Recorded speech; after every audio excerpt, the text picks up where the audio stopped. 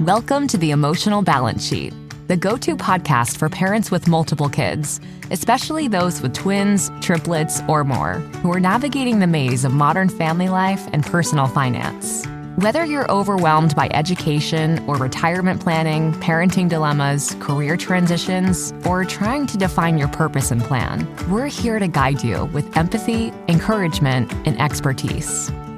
Hosted by Paul Fenner, founder of Tama Capital, a certified financial planner and parent to 4 kids, including a set of triplets. Our podcast is your ally in the quest for financial peace of mind, proving that money matters, but family comes first. Subscribe now and join our community of empowered parents at tamacapital.com. This podcast is for informational purposes only and should not be relied upon for investment decisions. Clients of Tama may retain positions in the securities discussed in this podcast. What does comprehensive financial planning even mean? At Tama Capital, it means a family office where lifestyle planning such as retirement, college, portfolio management, and tax prep and planning are all under one umbrella. But it goes beyond numbers. We focus as much on the emotional side of financial planning as we do on the financial side. We get you. We understand your challenges of building a family, business or career, and a healthy life. We are devoted to wealth planning for families like yours because we are you. Learn how our family can help your family by visiting tamacapital.com. Hi, and welcome back. When you think of unlocking brain health, what do you think of? When I think of it, I didn't think of time-restricted eating. What does that even mean? Well, fortunately, we're about to find out together. I'm excited to welcome back Dr. Teryn Clarke, who's going to explain what this is and how it helps our brain functionality. I've had Dr. Clarke on a couple different times before over the past few years, and I'm really excited that she has agreed to be a regular guest contributor to the podcast. She's written a new book called Brain Health Action Plan, and in it she describes a lot of the ways that you can take simple actions to help build your brain health. And I'm excited to go on this journey with her and with all of you. So without any further ado, please enjoy my conversation with Dr. Teryn Clarke. Well, Dr. Teryn Clarke, welcome back to the Emotional Balance Sheet podcast. Thank you so much for having me. It's always a pleasure to talk with you and your listeners. So I am super excited, and like I mentioned in the intro to the audience, I'm really excited about, like we were saying before we started recording, is this new season for the show, because you're going to be a regular guest on now talking about brain health. And this is, I think, the 3rd time you've been on, but now it's going to be a little bit more frequent, along with Dr. Jennifer Dragonette, who's going to be our therapist expert. So to have somebody of your caliber on the neurology side, the brain side of health, and having her on the therapy side of mental health, I think the audience is going to get, a lot out of our conversations. And part of what we're going to start talking about are these, I think, interesting topics that either myself or the audience probably has never heard of, that you talk about in your new book, which is called Brain Health Action Plan. And as we move along in our conversations, we're going to kind of pick apart different areas of the book. But today you brought up this interesting topic that I never heard of, and it's called time-restricted eating. And so I'll turn it over to you now to kind of set this up, what it means, what it is, and how it affects our brain health. Because I think I'm halfway through reading your book right now, which just came out. So I'll put a link to the audience. I'll put a link to Dr. Clarke's book in the show notes. But, I love this tagline. I'm going to read it. It's simple, science-based lifestyle changes that optimize cognitive fitness and reduce Alzheimer's risk. And I know that you have a really personal story behind Alzheimer's. So I can't wait for you to share that with the audience as well. But yeah, so talk to us about what is time-restricted eating and how does it impact our brain? Yeah, thank you so much for having me. As you know, I'm I'm hyper focused, in fact, on preventative brain health. And I think it's overall a really important topic for all of us who are in midlife, and especially for your listeners who are planning for the retirement. And when we think about, planning for the future, it's really all for naught if we don't have our brain health. So as they're thinking about, saving for retirement, planning, setting their financial goals, I think it's really important to also set health goals. And of course, I think brain health is the highest of all of those. And the good news about focusing on brain health, it's wealth that pays dividends in all your body systems. So one of the interventions that I think is so powerful, or one of the lifestyle choices that we can make, is time-restricted eating. And so your listeners may or may not have heard of it. It's a version of fasting, which, don't plug your ears now, because I feel like that really turns people off, because they hear fasting and they think of feeling deprived and feeling hangry. And it's a lifestyle change that we can incorporate with actually very little feelings of deprivation and hunger. And it's one of the most powerful lifestyle changes in terms of brain health and in terms of general health. So just to kind of explain, to be on the same page about what the background is of what happens when you stop eating at the end of the day, rather. So if we go back to ancient humans and early mankind, we used to be hunters and gatherers, and we generally ate for maybe 4 to 6 hours a day. And the rest of that 24-hour period, we were not eating. And our genes are really geared towards that lifestyle, where we're eating for a minority of the day and effectively fasting for the majority of the day. And where we are now is that most of us are only fasting or not eating when we're sleeping. And our waking hours are generally eating throughout that period and taking in calories. So time-restricted eating is incorporating what our body is really still built to do, because our food supply changed way more rapidly than our genes can keep up with. So trying to get ourselves certainly away from eating the majority of a 24-hour period and back to eating a minority of a 24-hour period. So when we talk about what happens after we finish eating for the day, so let's say we stop eating, we finish dinner at 7:00, and let's just say we don't take any other calories in. We don't have a glass of wine after dinner. We don't have dessert. Let's just say we're finishing dinner at 7. So the first couple hours, your body will run on the calories you consumed in that last meal, and then those will run out. And then you switch over to running on sugar calories that were stored in your liver throughout the day. And that's called glycogen.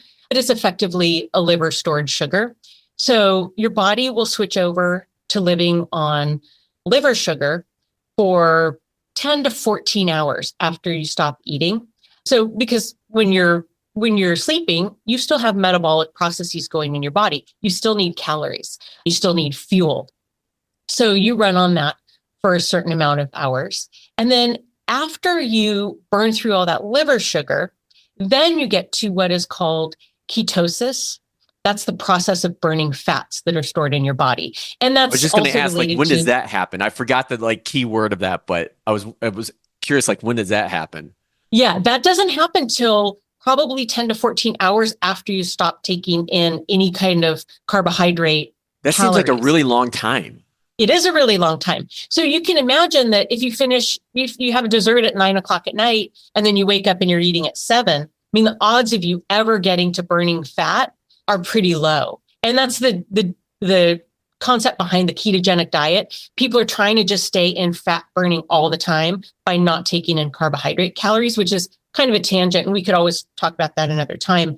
But the beauty of what happens in terms of your body and your brain health when you get to fat burning and when you get a break from sugar calories is that you get to reset your sensitivity to insulin. So we need to switch a little bit and talk about what having constant availability of sugar calories does to our body and our brain. So if we're leading a typical American lifestyle, which has probably too much processed foods in it, and those are loaded with sugars, even things like wheat bread, that can have 5 grams of sugar in a slice, which is more than an Oreo cookie, by the way. Wow, But all of this, that's really interesting. yeah, if you look, especially there's one brand, I don't want to say the brand, but it's like a dude with a guitar. A lot of his wheat breads, which I thought would be healthy because he looks like somebody who does CrossFit to me. He's like totally buff. A lot of his wheat breads are packed with sugar, and I wouldn't have guessed it from the front label, but you'd only see it on the nutrition label. But so what's really happening with us having so much sugar throughout the day is that our body is seeing these spikes of sugar, and those are followed by a spike of insulin flooding our system to push the sugar into the cells so it can be used for energy and to get it out of the bloodstream, because it can't stay in the bloodstream. That's really unhealthy. So we're getting spikes of insulin throughout our day, just constantly. And after insulin does its job and pushes sugar into the cells, then the insulin is floating around in our system, and it has to be broken down before our body can dispose of it. So it's broken down by an enzyme called insulin degrading enzyme. And that seems really well named, right? I mean, that's exactly what it does. The problem is when scientists discovered that enzyme and named it, they didn't realize that it breaks down several different proteins. One of the important proteins it breaks down is something called amyloid. And if your listeners are interested in Alzheimer's disease or following it, That's they may a big know one. that, amyloid is one of the 2 main proteins that we find deposited in the brain on autopsy of people who died with Alzheimer's disease. So if we're flooding our system with sugar, then our body is flooding our bloodstream with insulin that has to get broken down. That insulin and amyloid are competing to get broken down by the same enzyme. And that enzyme has more of an affinity for insulin because of its size. So then our system's directing all of that enzyme to breaking down insulin, and amyloid can't get broken down to get excreted. And so it ends up getting deposited in our brain. So that's the direct connection between sugar and Alzheimer's disease. And so if we can, a big part of the book is cutting down sugar, which is important. But another part is giving ourselves a break during the 24-hour period from insulin so that our cells can reset and become sensitive again to insulin signaling. And that same thing happens in the brain. If our brain cells are overloaded by seeing insulin all the time, they become insensitive to it. And that's why sometimes people call Alzheimer's disease diabetes type 3, because it's very important to give our brains a break from sugar and insulin. That's really where we want to get. We want to get past all of the sugar from our last meal, through all of the sugar that our liver stored for us in a day. And we want to get to that point of living on the burned fats from our system. I mean, not only because it's great to burn fat, right? That's usually what we want for body composition, but it's really important for our brain and our body in general to just get a break from seeing insulin so that the next time we see it, we'll be sensitive to it, and it decreases our risk of developing type 2 diabetes.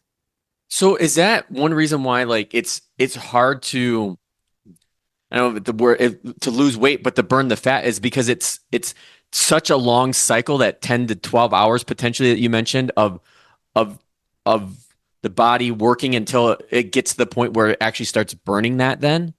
Exactly. I mean, we can feel like we haven't eaten in a while, but when you understand the underlying physiology and what's going on with our metabolism, it's quite a long time to get to ketosis. And so that's why some people manage it by, just starving their body of carbohydrates to try to burn fat. But for me and most of my patients who I've worked with them on these lifestyle tweaks, it's easier to actually split apart your eating than to try to cut out whole groups of foods.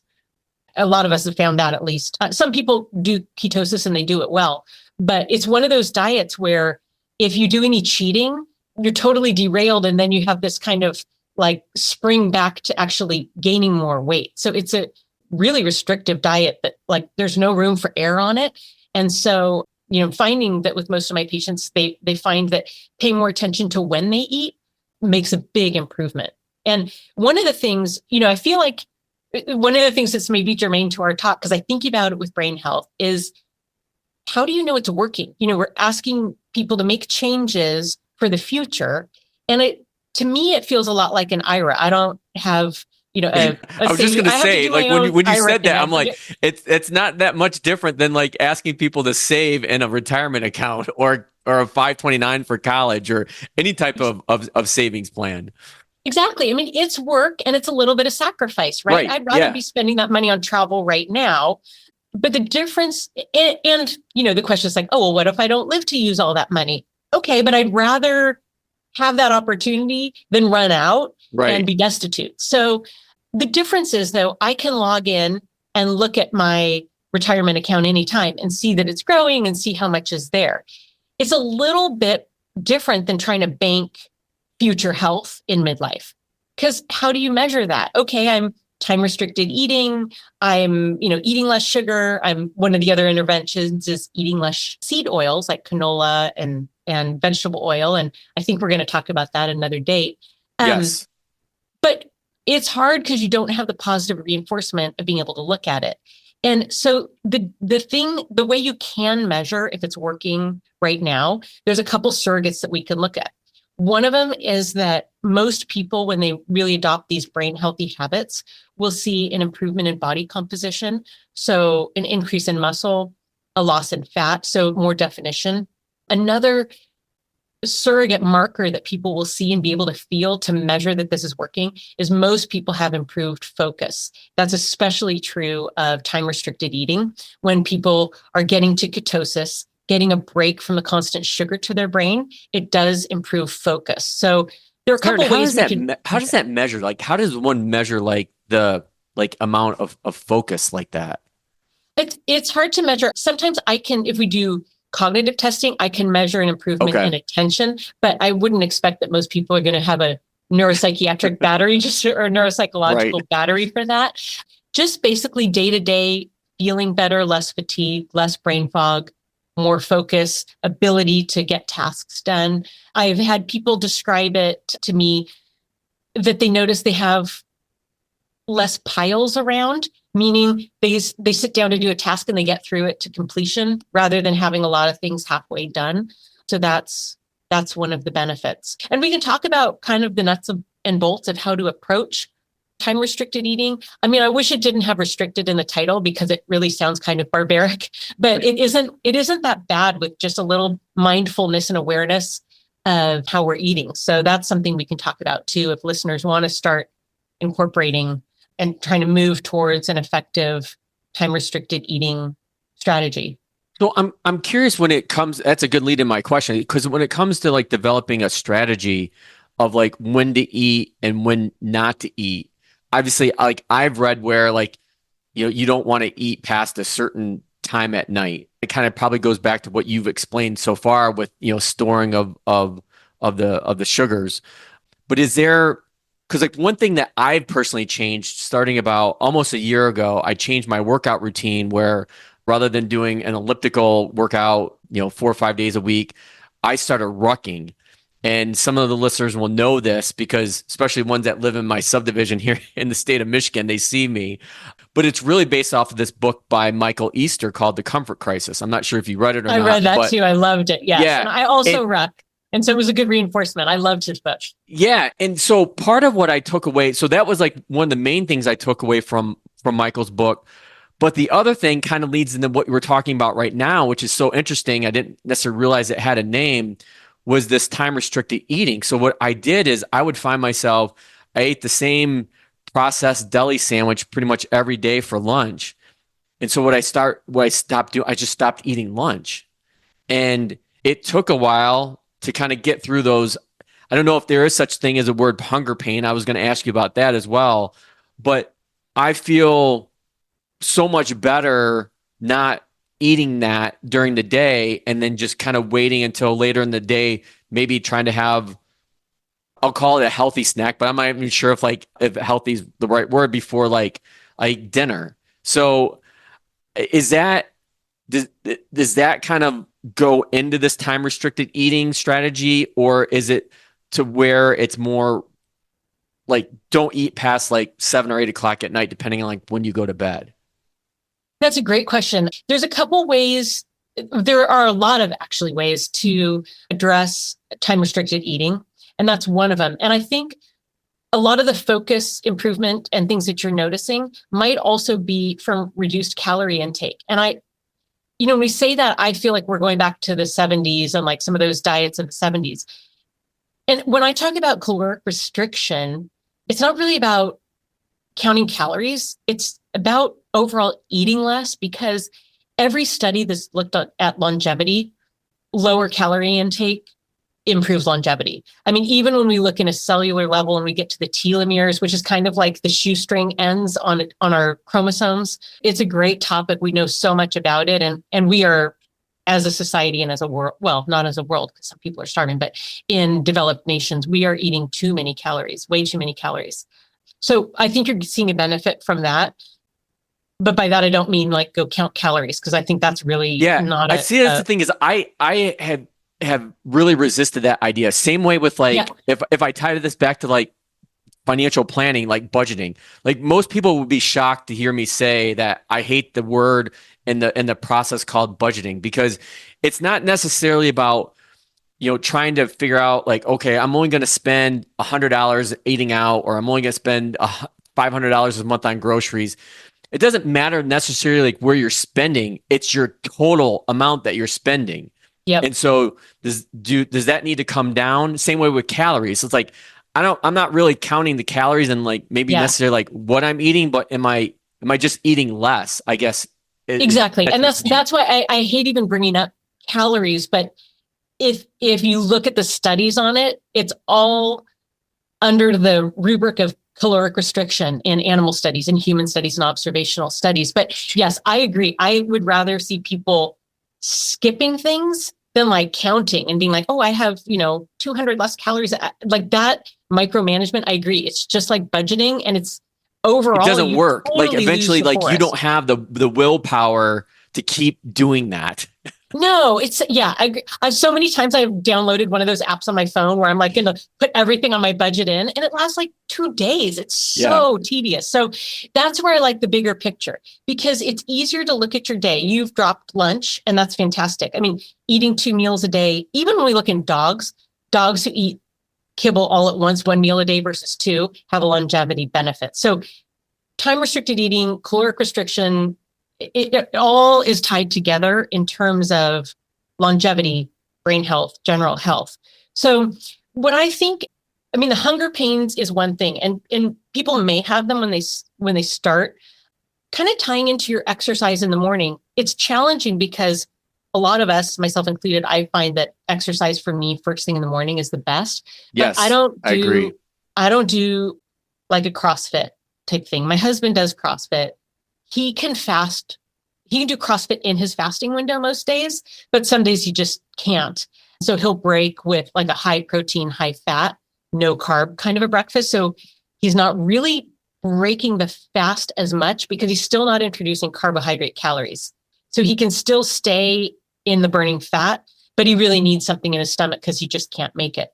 Can I interrupt for a second? When you say carbohydrate calorie, what do you mean by that? Is that like the first thing I think of is that like a sugar? Is that or yeah, it's sugar or anything that turns immediately into sugar, like which is bread, a carbohydrate cereal. does that. Like if you eat a piece of bread, that your body's going to break that down into a sugar, right? Yeah, your body is set. Your metabolism is preferential to sugar calories or carbohydrate calories. So you will run in ketosis until your body sees sugar, and then it will immediately switch to sugar. So the minute you have carbohydrate calories, the fast is over. And so there's a couple different ways. So when I have people approach time restricted eating, my first approach is just get back to balance.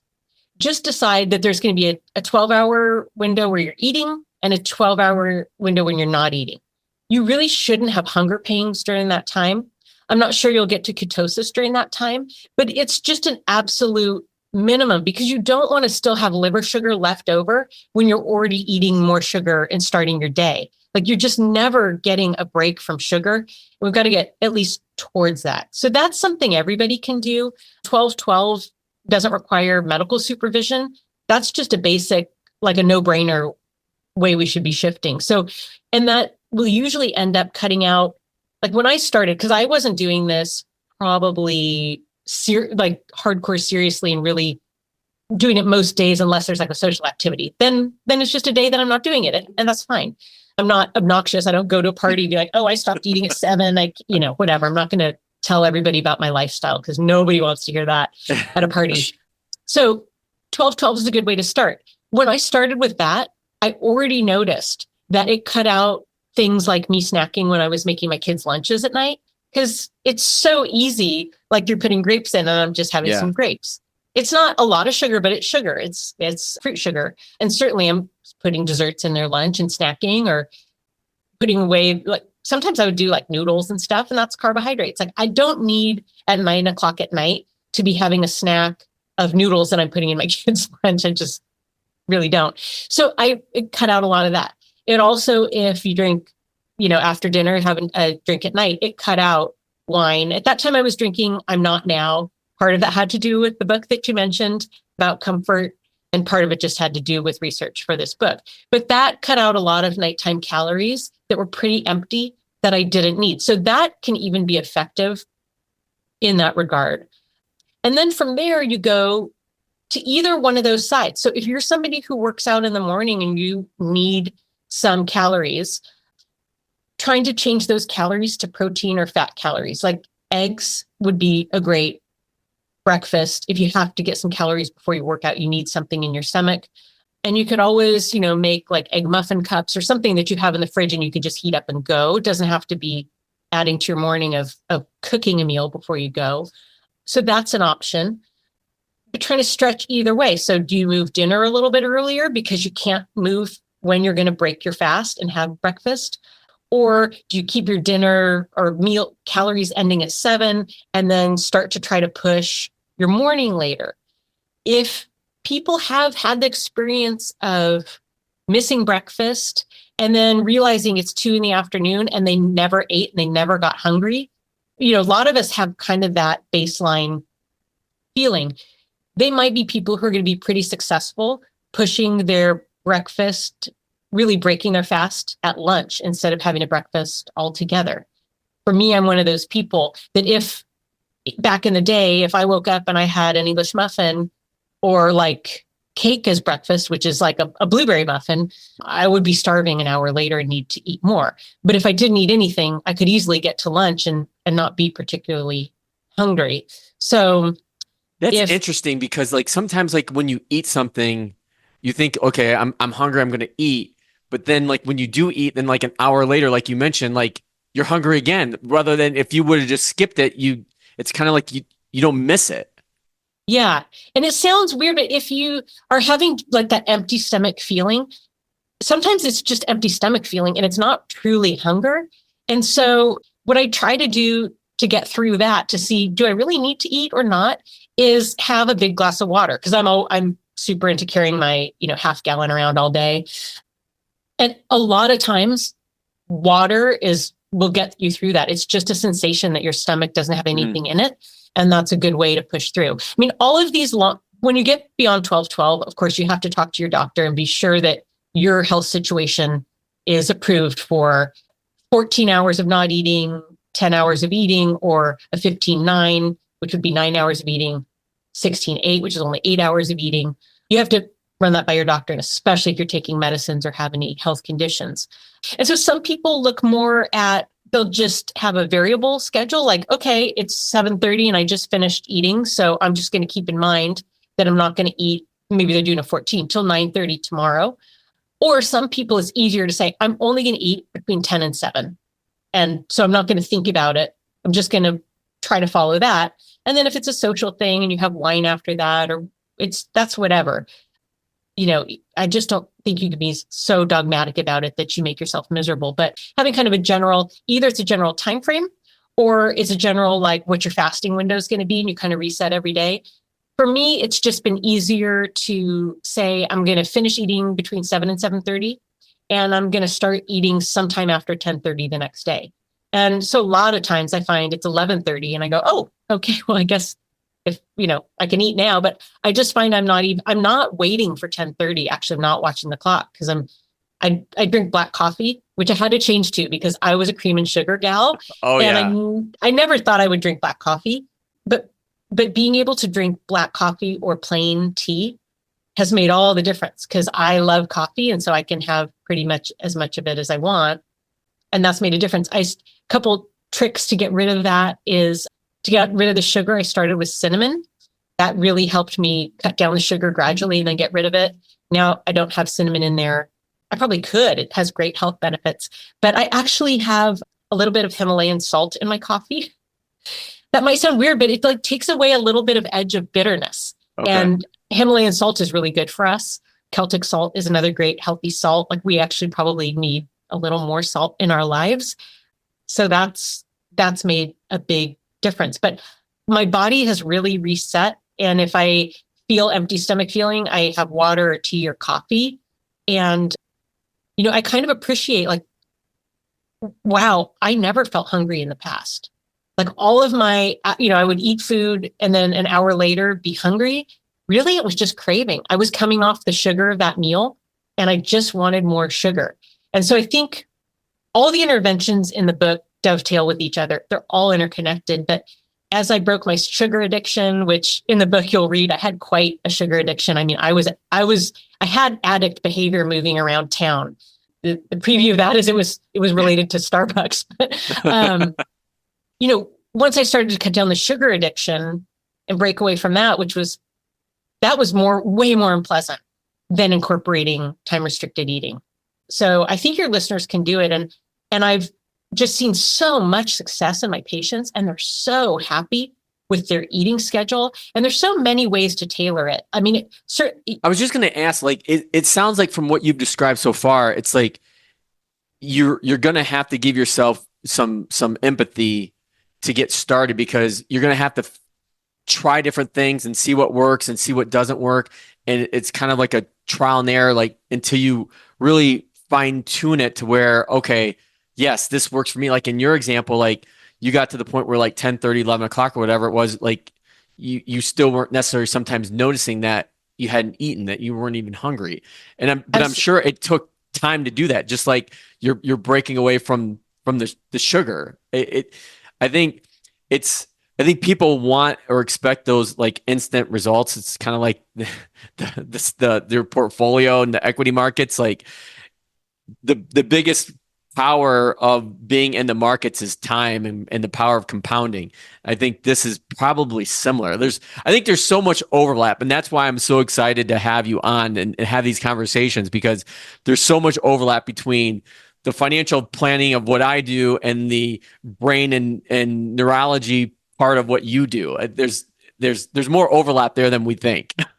I totally agree. And I'd say, I think there's 3 things to keep in mind as your listeners are maybe incorporating some lifestyle changes. I mean, number 1, like you said, it's grace. Like give yourself grace.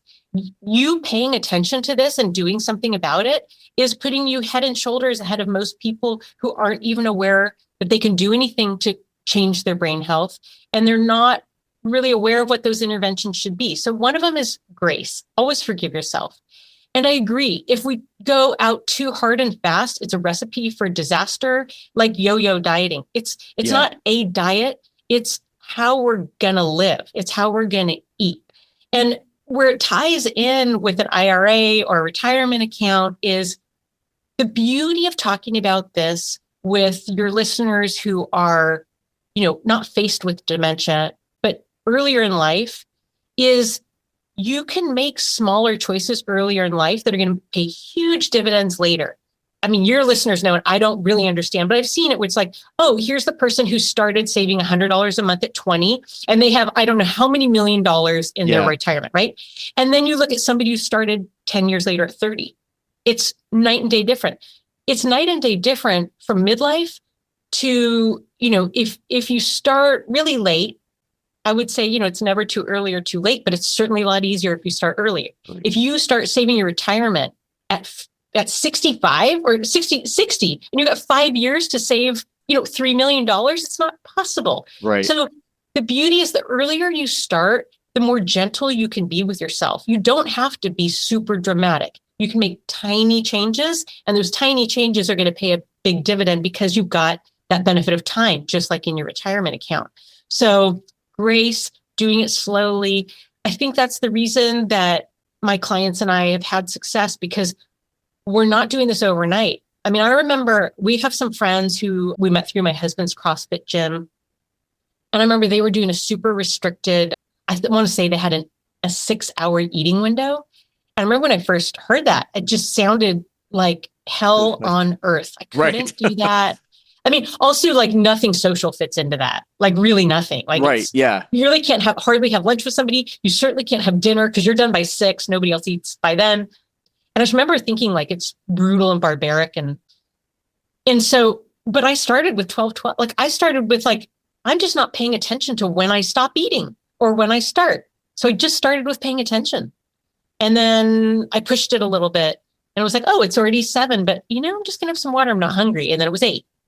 And then, the more gentle, gradual you are, the better it's going to work because you're changing the way you live. You're not adopting a diet for a month to see an effect. And this is another thing. You're going to look back in 2 or 3 months and go, oh yeah, oh my goodness, it's been like 15 hours. Like I'm kind of 15 hours on a lot of days. And some days I'm 14 hours between meals, last calories of the day and first calories of the morning. And I do feel better. And, I would encourage people, I'm not a believer in weight. I don't think it's a good surrogate for health at all. Also, BMI, I don't think is a surrogate because muscle weighs more than fat. And I've seen a lot of people who are technically obese, but they're like ripped muscle builders, like Olympic weightlifters. They're certainly not obese. So if you're going to make these health choices for your brain health and you kind of want to see how it affects your body composition over time, I would just encourage people to measure their waist. If you don't have much of a waist or a clear waist that you're going to measure again in 4 or 5 months, maybe just where your belly button is. And so you might see that over the months that you're incorporating some of these brain health habits that you do have a change in your waistline. That's going to be a more accurate reflection of how these might change your body composition. But I would even say unless people are weighing themselves to see their water weight because they have something like congestive heart failure or kidney problems, I really encourage people not to weigh themselves. I think it's kind of like that budgeting, that micromanagement minutia that you can get obsessed with, and it's not telling you the whole picture. So feel your focus, feel how effective you are at getting things done and off your desk, feel how present you are, and maybe measure your weight. But beyond that, I wouldn't really obsess on the other micro factors. Well, I think that is a really good topic to wrap up this initial conversation. And I will want to remind the listeners that if you have questions that you want Dr. Clarke to answer, feel free to email those. We look at every email that comes through. And as we try this new season of working with not only Dr. Clarke, but you'll soon be introduced to Dr. Dragonette as well. We'd love to have your feedback. Again, the book is called Brain Health Action Plan, and we'll put a link to that in the show notes. But Dr. Teryn Clarke, what an absolute pleasure, and can't wait to continue these conversations. Me too. Thanks for having me. I think what I found so fascinating with this conversation with Dr. Clarke was how much overlap there is between taking care of our brain health and the world of financial planning that I live in every day. The expectations that things are going to happen quickly and overnight are just not true. Meaning, just like in the power of compounding, making choices, good choices year after year after year, the same thing goes with our brain health as well. And I think the one key point to reiterate is that you need to give yourself grace when it comes to doing anything from a health standpoint or a financial planning standpoint. There are always going to be setbacks. Are you going to be able to get through those setbacks without giving up? That's where making it easy for you to begin, I think, is a great first step.